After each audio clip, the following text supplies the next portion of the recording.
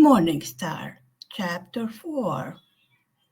Morningstar's father also worked as a teacher in the community, but as a result of this regime, he lost his teaching job.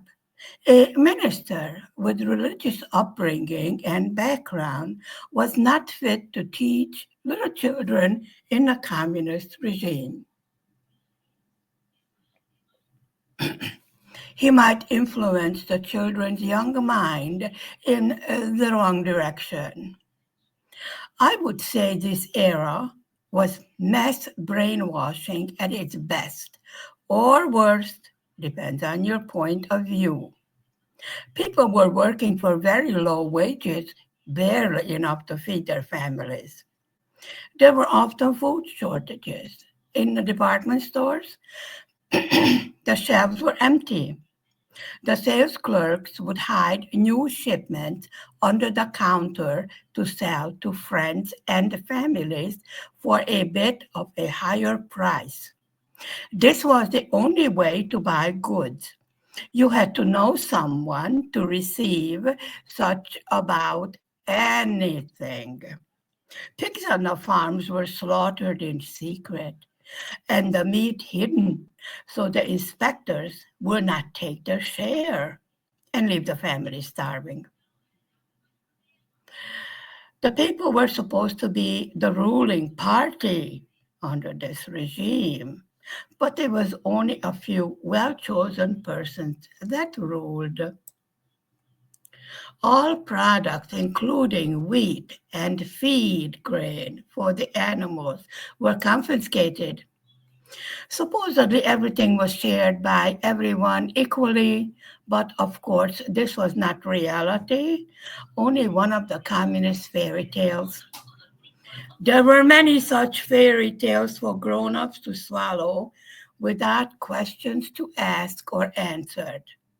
Education was free and available to everyone except non-party members or children of religious leaders or children whose parents were from middle or upper class before this regime made everyone equally poor.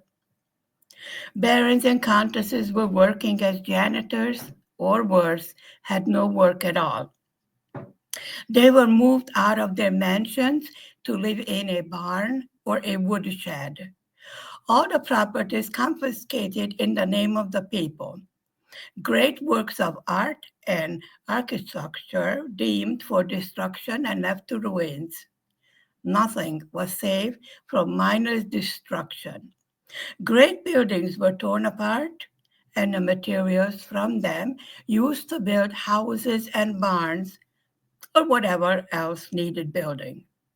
Others were just left to their fate, and time did its work on them, falling apart from neglect and misuse of the buildings. Some were made to house orphanages or hospitals for the retarded or the elderly. These were a few of the luckier buildings.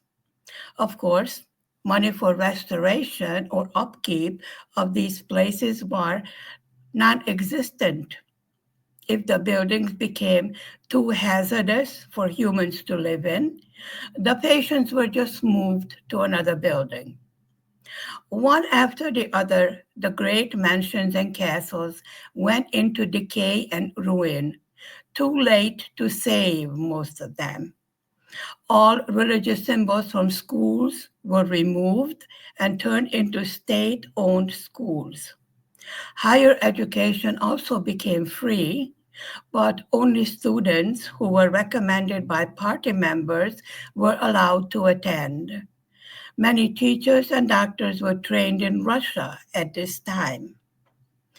So into this environment, our little Morningstar dropped in when she was 6 years old. As I mentioned earlier, Morningstar was a bright, intelligent child. In the first year of her school, she was outstanding among the other pupils. This unfortunately came to the attention of the principal.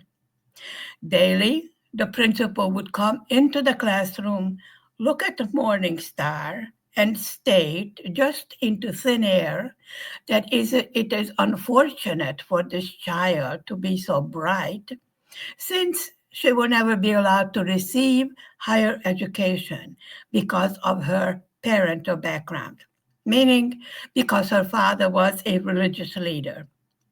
At this time, it was also usual to take babies in the middle of the night to another village or city to be baptized in secret.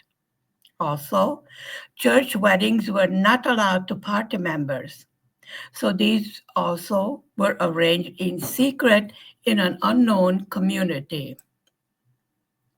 Of course, in the villages, the party members had a harder time to enforce such requests from the regime.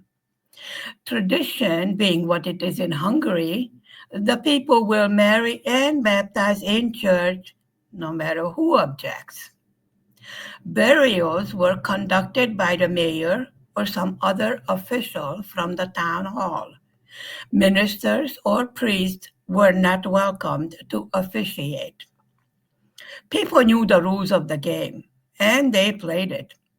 They called a clergyman after the officials left to do proper burial. Religious education was also forbidden, so Morningstar's father had to hold confirmation classes in secret under the heading of remedial reading.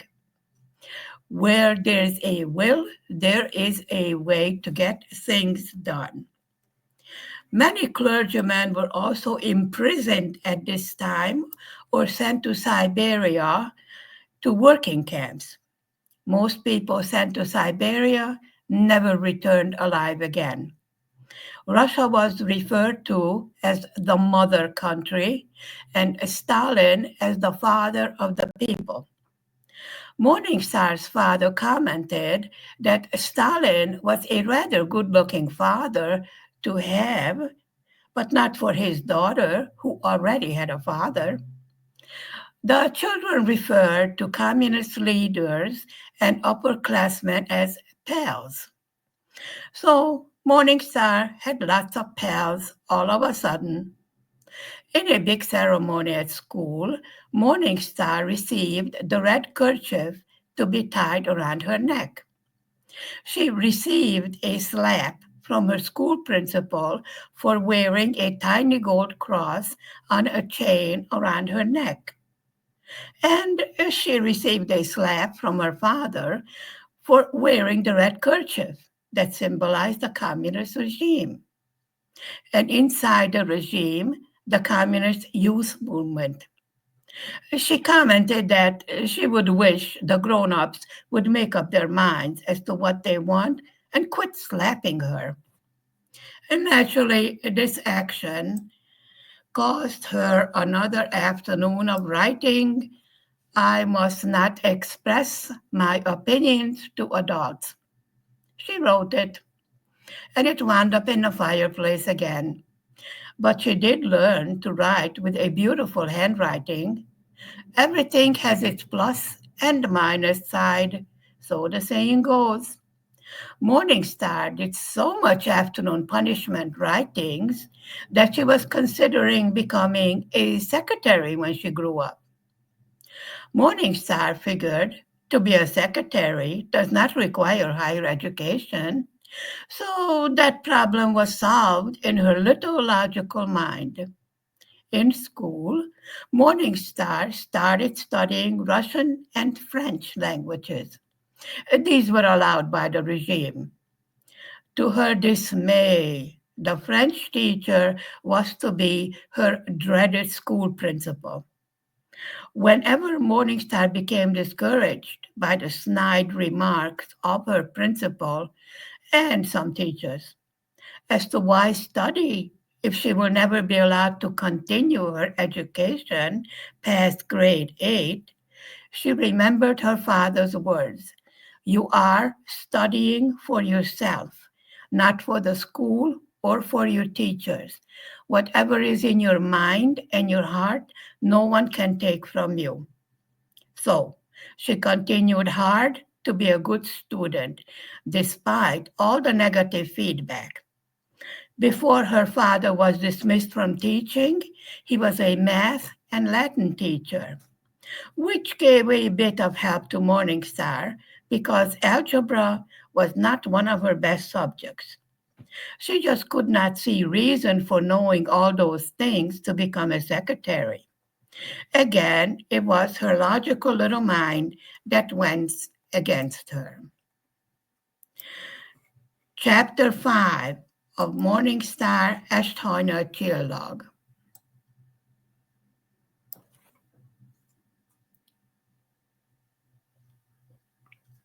Morningstar studied music in school as one of the required subjects.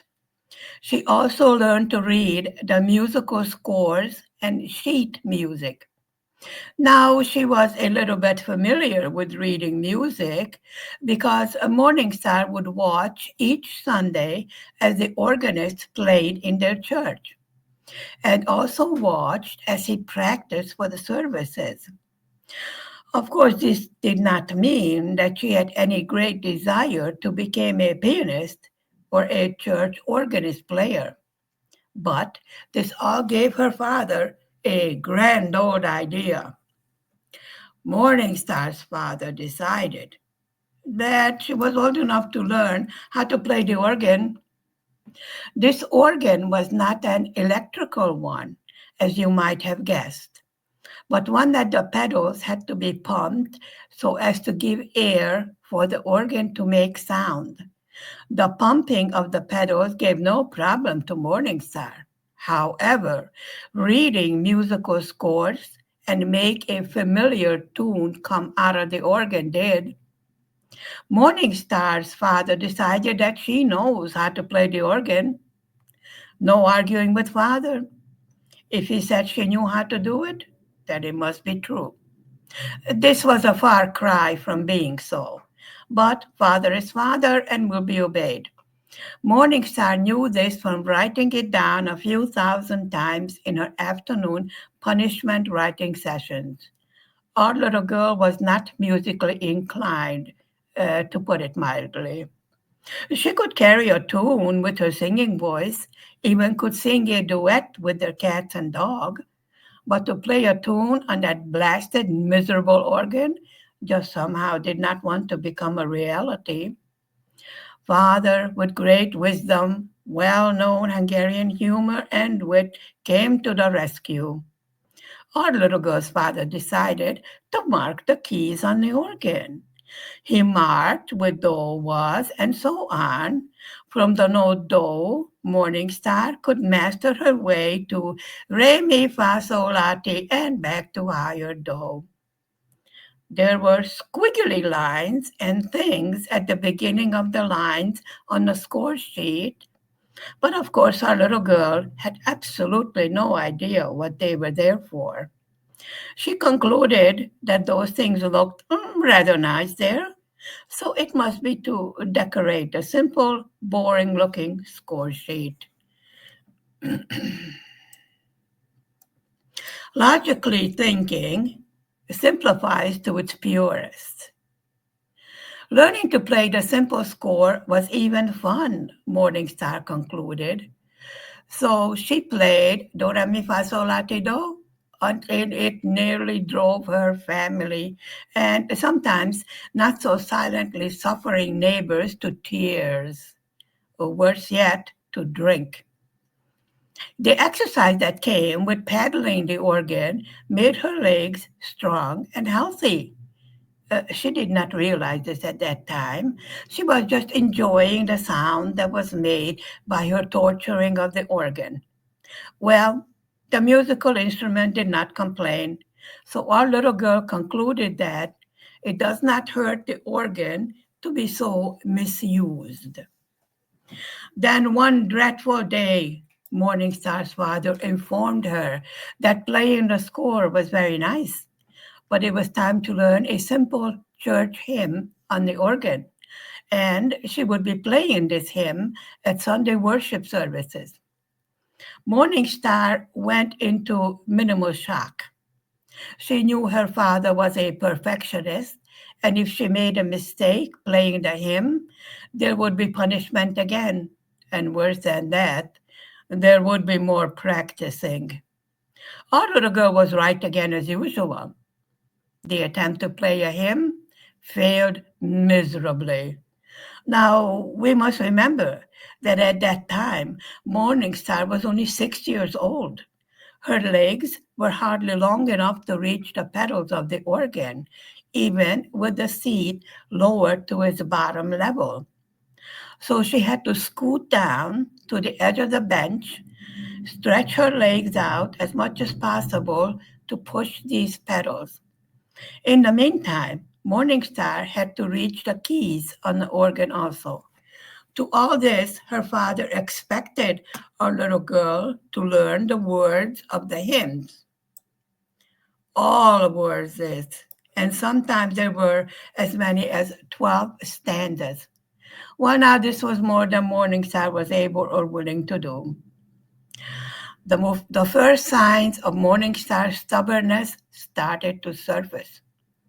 She attempted to make deals with her father, wanting a compromise of sorts, or just a bit more time to learn all that was expected of her by her father. Now, as I have mentioned earlier, ministers' children are born perfect. They pop out of the womb as miniature adults. Therefore, expecting Morningstar to do all that was asked of her did not seem unrealistic by her father. A minister's daughter knows how to play the piano, knows how to play the organ, and has the voice of angels in a heavenly choir. Around this time, Morningstar was asking her parents if they are sure she was not adopted by some small chance.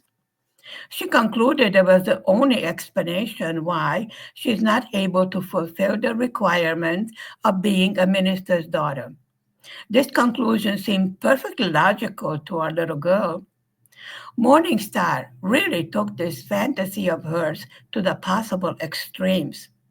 She was looking to find differences in the way she looked, the color of her hair, her eyes, and her very white skin. A glimmer of hope went through her little mind. She did not seem to fit the family mold. Now, here was a perfectly logical explanation as to why she's not perfect. That is it. She's an adopted child. There was absolutely no truth to this belief of Morningstar's, but it suited her logic. So, that was that. Problem and dilemma solved. None of the things she did is her fault.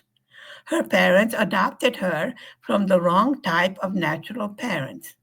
They should have adopted from a minister's family. All became very clear to Morningstar. This was the solution to all problems. It was all her parents' lack of forward thinking and careless choosing that was causing all the problems, and not our little girl herself. Adults should really know better how to make such a dire mistake with unforeseen future results that cause such disappointment and havoc. Morningstar thought to herself. Naturally, she never spoke about these thoughts going through her little logical mind, but our girl did have her opinion about adults, knowing what they are doing at all times. She was living proof that adults can make great mistakes. Grabbing at straws, Morningstar decided to make the best of her unfortunate lineage, practiced by this time the dreaded and hated organ. In the winter, it was so cold in the chapel that she was trying to practice with gloves on. In those days, girls were expected to wear skirts even in the coldest of winter weather. Under these skirts went brown colored thick stockings held up by garters or a garter belt. The winter torture uniform was a navy blue wool sailor suit, same as in the summer, but this time in wool and dark colored. As you might already know, wool next to the skin causes itching. This was the case with Morningstar also. A minister's daughter does not itch in public, so no scratching, even if it kills you, Morningstar was told. Another useless, meaningless rule our little girl thought to herself, if it itches, it must be scratched, was Morningstar's logic. But she did restrain herself from being a public spectacle. The little girl aimed to please and get the approval of the grown ups. She did not have any girlfriends or playmates outside of her older brother, and then her sister who would be born when Morning Star was 9 years old. She was very much liked by her classmates, but because she was a clergyman's daughter, the little schoolmates were not allowed to play with her. The children's parents were afraid of the consequences of letting their offspring play with a child from a non party member. This could very well cost them their jobs and or their place of living. Even jail or deportation was not far from the regime's mind. So Morning Star sat in a bitter cold chapel and continued her musical career with little chance of ever being an able organ player. At first, she memorized the tunes to a few hymns. These she played with one note, using all five of her right hand to reach each note. This technique was correct, except she was supposed to learn the left hand notes also. To this problem, by chance, Morningstar found a solution. If she pulled out one of the knobs on the front of the organ, then it sounded as if she was playing two notes instead of one. Splendid solution, she thought. Other hymns from the hymn book were sung to the same tune with different wordings. So, Morningstar's repertoire of songs grew slowly, badly but surely. Her father, noticing that instead of his daughter having two left feet, she has a hearing of a stone cliff. And we can't have that now, can we? So, off to piano and singing lessons. Morning Star was carted. The music teacher praised Morning Star even smallest resemblance to making a joyful noise unto the Lord. But she soon realized that some self-esteem problem was present also. You see, Morning Star decided that she was not musically gifted, and she kept to that opinion, regardless of what anyone else told her. This was the root of all the problems with music. The little girl's logic and stubbornness, one realized that she was of a stubborn nature because she never argued. She agreed to everything that was told her and then did her own idea of the matter discussed. Morningstar assumption that she was always right came from a gut feeling. When she was in doubt, she felt it inside. When she did the right thing, it was all quiet and calm inside. This was Morningstar's rule of law that was to follow her all through her life. Surprisingly enough, this worked all the time. When she disagreed with something, which was a rare event, she was always right in the end.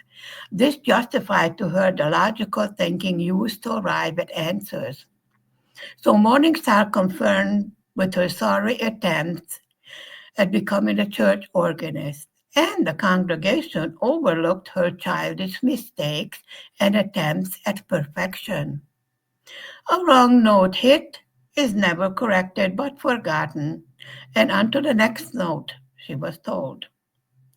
The organist, who was of Jewish heritage, was arrested by the secret police and taken to Siberia. So Morningstar, together with her father, took over the unfortunate man's duties. Morningstar's family never saw or heard of this nice man again. She never did find out what happened to her good and patient friend who tried to teach her some resemblance to music. When Morningstar accompanied her father on a Sunday afternoon round of village visiting and holding prayer services, she felt relieved because there were no organs to be found in these villages. After sitting through her third or fourth sermon on a Sunday, she knew there would be a treat of a wonderful supper at one of the parishioners' house, together with delicious desserts. Morningstar's family usually did not serve desserts, saying that everyone is fat enough. Dessert was usually fruit donated by one or other of the parish members with an orchard. The parish, where Morningstar's father was a minister, had a small vineyard. This is from where the wine for the communion services came from. Morningstar was never taken to this vineyard, but had heard about it from discussions her father had with church members. During World War II, wine was extremely hard to come by, and we all know that for the Lord's Supper, wine is a must. So Morningstar's father, being as inventive as always, decided to solve this problem. A small vineyard was donated to the parish by a member who had recently passed away. He left this piece of land to the congregation in Siófok. Since most of the able-bodied men were off to fight in the war, Morningstar's father worked this land usually by himself. The father of Morningstar at this time usually made his rounds of the surrounding villages on a bicycle, even in the freezing cold of the winter. Gasoline was almost impossible to come by, as was sugar and saccharin, needed for medicine and making baby formulas.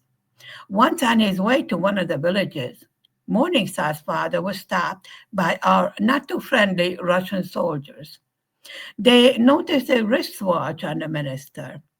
The soldier's commander asked for the wristwatch. For some odd reason, Russian soldiers had a particular passion for watches. We could even say they liked anything that went tick-tock.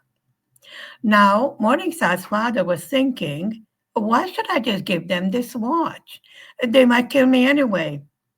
So he started to bargain with the soldier and asked what he will give in return for this small treasure. The soldier said that they have a large sack of artificial sweetener that they will give for the watch. Morningstar's father had absolutely no idea as to what use he could put this, but an offer of a deal was better than just having the watch stolen. So the deal was made. Bartering in those days of having almost nothing available in the local market was a way of to survive these war and post-war years. After Morningstar's father returned home from his duties, he mentioned the sack of useless stuff to a pharmacist friend of his. This friend was overjoyed at such a treasure, and for a while, Morningstar's family had free medicine and baby formula in return for the sweetener traded to the druggist. Some of the sweetener was exchanged for food and even second-hand shoes and boots. This useless sack of tiny pills turned into a real treasure for the family. Morningstar's distant relatives on the father's side emigrated to America after the First World War. So sometimes packages of used clothing and rare items like rice and coffee and cocoa were sent from overseas. These were also traded for essentials, everyday things. The rice and coffee and cocoa were kept for visitors. At such times, the children of the family were given this also. So Morningstar always looked forward to company for 5 o'clock tea. Morningstar's paternal grandparents also immigrated to America, and they were married abroad. They returned to harvest the crops before the beginning of World War I. The war broke out, and the grandparents could not return to America. Then, as we know, Morningstar's paternal grandfather was killed in this war, but other relatives remained overseas. Soon, communication with these relatives had to be stopped after the communist regime took over Hungary. The contact with capitalist elements was not allowed, to say the least, by the new post-war regime. Russia made Hungary totally dependent, both financially and politically. Hungary became a satellite state of Russia.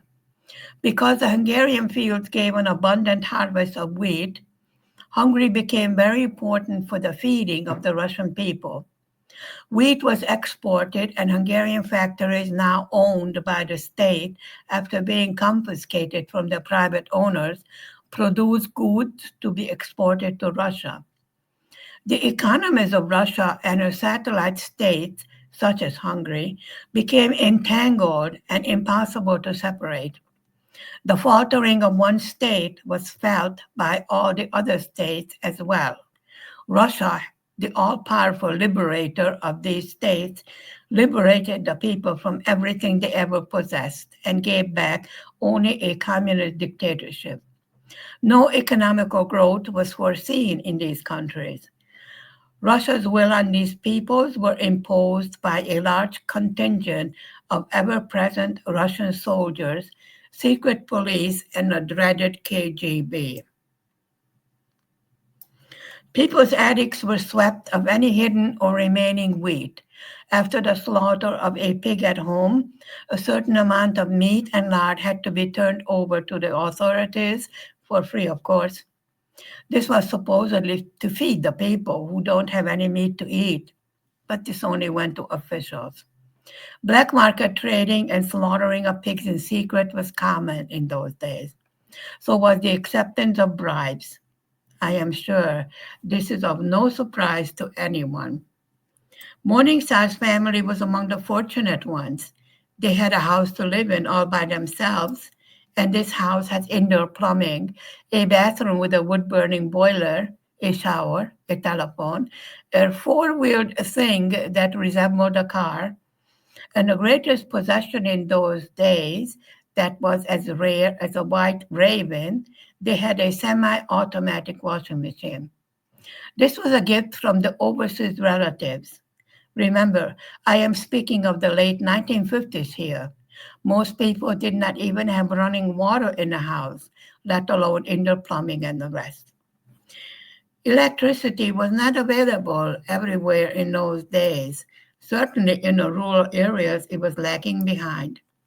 The promised development of villages was slow to be accomplished. It was more important to establish the Communist Party and the communist way of life.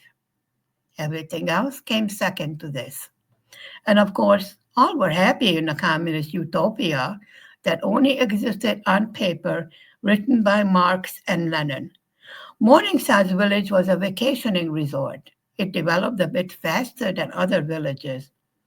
The foreign tourists demanded all the comforts of home. Most of these visitors came from the communist bloc states and Austria. The monies brought to the village by them were greatly needed to be able to develop the infrastructure of the region. For these reasons, the tourists were welcomed and pampered. Their every wish was satisfied to the best ability of the peoples. The beautiful Lake Balaton was on everybody's top list of places to spend a few weeks at one of the resort hotels. Hungary could not afford to stay. Hungarians could not afford to stay at one of these resorts. These were reserved for tourists. The government workers had their own resorts further down the shore of the lake. So did the bigger companies and establishments. Vacations were given out as an incentive for high production at place of work or as a reward for participating to the maximum in Communist Party activities. The children were given free 2-week vacations at children's resorts.